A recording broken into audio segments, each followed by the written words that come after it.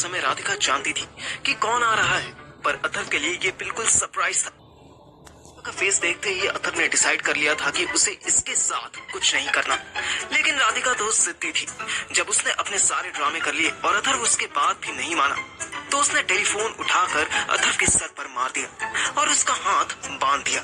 अथर्व बेहोश तो नहीं हुआ, पर उसको कंकशन जरूर हो गए। उसकी इस किसी हालत का फायदा उठाकर जब राधिका ने अथर्व का बैग खोला तो उसके मजे आ गए।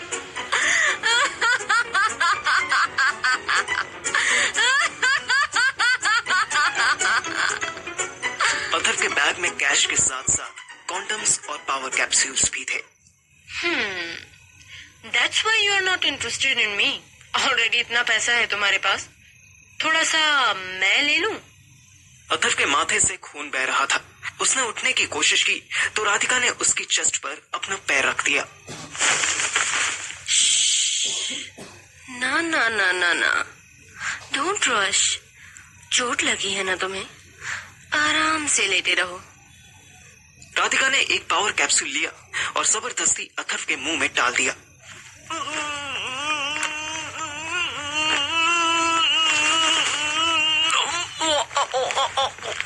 नहीं, नहीं। राधिका ने उसका मुंह पकड़ा और थोड़ा सा पानी भी पिलाने लगी। नहीं नहीं बच्चे, पानी पी लो। मेडिसिन नहीं लोगे तो ठीक कैसे होगे? राधिका के टॉर्चर से अथर्व की हालत खराब हो रही थी। उसके सर में दर्द हो रहा था और सांस लेने में भी दिक्कत हो रही थी, पर राधिका को इन सब से मतलब नहीं था। वो बस अथर्व के एक्टिव होने का इंतजार कर रही थी। अथर्व एक्टिव होना तो दूर, जो नॉर्मल था उससे भी ट्रेन होता जा रहा था। ऐसे कैसे प्रोफेशनल हो यार तुम?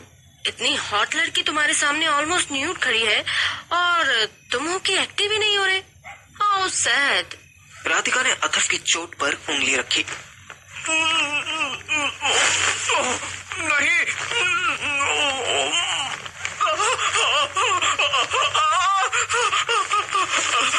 Please please. बहुत दर्द हो रहा है क्या? रुको, मैं कुछ करती हूँ। वो इधर उधर फर्स्ट एड किट ढूंढने लगी। 5 मिनट बाद वो वापस आई तो उसके हाथ में कॉटन, डेटॉल और एक बैंडेड थी। अथर्व की ड्रेसिंग करने के बाद उसने अथर्व को एक टैबलेट दी। ये पेन किलर है, ले लो, रिलीफ मिलेगा। नहीं, मुझे नहीं चाहिए। अरे ले लो ना प्लीज। खोलो मुंह, खोलो। राधिका ने फिर से जबरदस्ती अथर्व के मुंह में टैबलेट रख दी और पानी डालने लगी। वो बेचारा उठ के बैठ भी नहीं पा रहा था।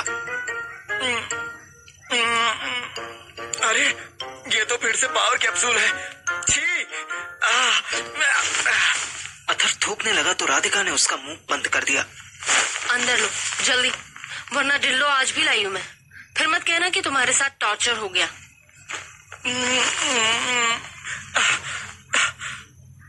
Atharva back to back 2 capsules खा चुका था। अब ना चाहते हुए भी वो एक्टिव होने लगा था। राधिका के मुंह में पानी आने लगा। उसने बड़ी मुश्किल से अथर्व को कॉन्डम पहनाया और शुरू हो गई। अगले 1 घंटे तक राधिका ने अथर्व को हर तरह से मोल्ड करके उसका फायदा उठा लिया। अथर्व का इतना बुरा हाल हुआ कि वो अपनी पैंट भी नहीं पहन पा रहा था। रात 10 बजे मेरे पास व्हाट्सएप कॉल आई। मैं तब अपनी आंख पर बर्फ लगा रहा था। मेरी राइट आई काली पड़ चुकी थी। हेलो, कहाँ है तू? Hi Parthiv, your friend is in Paharganj. मैं तुम्हें लोकेशन भेजती हूँ, इसको पिक कर लो। पर हुआ क्या है? डोंट नो यार, मुझे तो यही मिला। I think he is ill. Radhika मुझे साफ ड्रामा करती हुई लग रही थी, पर ये टाइम उसकी गलती निकालने का नहीं था।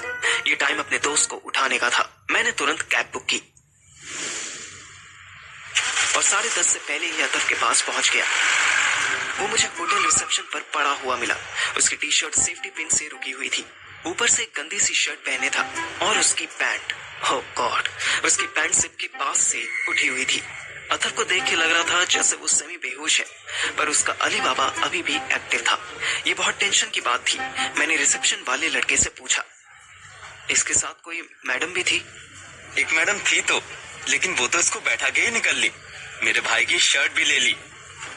मैंने सबसे पहले अथर का बैग चेक किया। अंदर एक प्लास्टिक के बैग में सारे पैसे रखे थे। कम से कम राधिका पैसे लूट कर तो नहीं ले गई थी। फिर मैंने अथर को कैब में बैठाया और गंगाराम हॉस्पिटल ले गया। मैंने जैसे अथर को एक स्ट्रेचर पर रखा और अंदर इमरजेंसी में ले जाने लगा, वैसे ही एक नर्स मेरे सामने आई। डॉक्टर श्रुति होंगी, उन्हें बुलाइए। वो भी शायद मुझे पहचानती थी। वो तुरंत अंदर चली गई। 5 मिनट बाद ही गले में स्टेथोस्कोप लटकाए श्रुति आई। क्या हुआ इसको? मत पूछो मुझसे, ये खुद बताएगा, पर पहले इसको इमरजेंसी में एडमिट करवाओ। श्रुति ने भी उसकी पैंट देखी। अथर श्रुति को देखकर स्माइल भी नहीं कर पा रहा था। इसने एक ज्यादा वाइग्रा या ऐसी कोई पावर कैप्सूल खा लिया है क्या? मैंने अथर की तरफ देखा। अथर निगाह चुराने लगा। यही लग रहा है, पर आपने कैसे गेस किया? इसको प्रायर प्रिज्म हो गया है शायद। मैं एडमिट करवाती हूँ, तुम बाहर वेट करो। और सुनो, इसके घर में अभी इन्फॉर्म कर देना। मैंने मुंडी हिला दी। वो अथर को अंदर ले गई। मैं बाहर बैठा वेट करने लगा। रात के 1 बज गए, लेकिन वो श्रुति बाहर नहीं आई। मुझे हल्की हल्की नींद आने लगी। अचानक कोई मुझे हिलाने लगा। मैंने आंख खोली तो देखा श्रेया सामने खड़ी थी। श्रेया, तुम यहाँ? क्या टाइम हो रहा है? 1:30। तेरी आइस पर क्या हुआ? किसी लड़की के भाई ने मारा तुझे? वो तो मैं बताऊंगा, लेकिन पहले तो बता कि तू यहाँ कैसे? तेरा वो फ्रेंड कम बॉयफ्रेंड कहाँ है? शट अप यार। श्रुति मासी हमारे घर आने वाली थी। उन्होंने बताया कि वो आज नहीं आएंगी। मैं और कंफ्यूज हो गया। एक तो जब से जिम जाना शुरू किया था तब से रात के 11 बजते ही मेरी आंखों का शटर पहले डाउन होने लगता था। अभी रात के 1:30 बजे मैं आधा नींद में था। ऐसे में श्रेया दिमाग का दही कर रही थी। मैं तो एक बार को कंफ्यूज हो गया कि श्रेया सामने सच में थी या मैं बस इमेजिन कर रहा था। मैंने उसके हाथ पर चिकोटी काट ली। स्टूपिड! उसने मेरे हाथ पर थप्पड़ मारा। What nonsense! नोच क्यों रहा है? यार, मैं चेक कर रहा था कि तू सच में है या मैं सपना देख रहा हूँ। तो उसके लिए मैं तुझे पिंच करूंगी ना, तू थोड़ी टप्पर। अरे हाँ, सॉरी। अब बता, तेरी श्रुति मासी तुझे क्यों बता रही थी कि वो रात को घर नहीं आएंगी? क्योंकि वो आजकल हमारे ही घर रह रही हैं। उनकी अम्मा बीमार हैं। अरे पर श्रुति तो नाइट शिफ्ट ही करती है ना? नहीं, करती थी। लास्ट मंथ वो बहुत बुरी तरह बीमार पड़ी थी। उसके बाद से she is avoiding night shifts. मुझे याद आया कि जब अथर बाइक बेचकर श्रुति का गेम बजाने के लिए आया था और श्रुति को हॉस्पिटल में एडमिट देखकर बेचारा रातों रात वापस भाग गया था, वहीं से पैसे का पंगा शुरू हुआ था। तो तू अथर को देखने चली आई? वाह, पुरानी कैंडल में अभी भी वैक्स बाकी है। शट अप यार। मैं मासी को डिनर देने आई थी, तब तुझे यहाँ वॉचडॉग की तरह बैठे देखा तो समझ गई कि अथर भी अंदर होगा। और क्या, मालिक इमरजेंसी में होगा तो डॉगी बाहर वेट ही करेगा ना। शट अप यार Shreya, college days are over. एक नर्स वहां से गुजर रही थी। मेरे चिल्लाते ही वो मुझे घूरने लग गई। श्रेया ने दांत दिखा दिए। जब तूने शट अप बोला तब तो ये नहीं आई घूरने। तेरे शट अप की स्पेलिंग रॉन्ग थी। अब बताएगा तेरे बॉस को क्या हुआ है? फर्स्ट ऑफ ऑल, वो मेरा बॉस नहीं है, मेरा दोस्त है। एंड सेकंड, उसी से पूछो क्या हुआ है, मैं नहीं बता सकता। ओह नो, सॉरी, बॉस नहीं, मास्टर। बॉस तो फिर भी सैलरी पे करता है ना। एनीवेज, ऐसा क्या इशू है कि बता भी नहीं सकता? फिर किसी लड़की के चक्कर में एक्सीडेंट हो गया क्या? मैंने श्रेया को घूर कर देखा। उसे भी अपने ओवर सरकास्टिक होने की गलती समझ आई। सॉरी यार, पता ना क्या हुआ है। कुछ मेडिसिन गलत ले ली, उसी वजह से ब्रेकडाउन हो गया। शायद सुबह तक ठीक हो जाएगा। मैं श्रेया से मुंह छिपाने लगा। वो समझ तो गई पर बोली कुछ नहीं। उसने एक बॉक्स मुझे पकड़ा दिया। मासी अभी बिजी हैं, तो कुछ सैंडविचेस हैं, मैंने बनाए हैं। वो बाहर आए तो उन्हें दे देना, और अगर वो अलाउ करे तो तू भी मुंह मार लेना, ओके?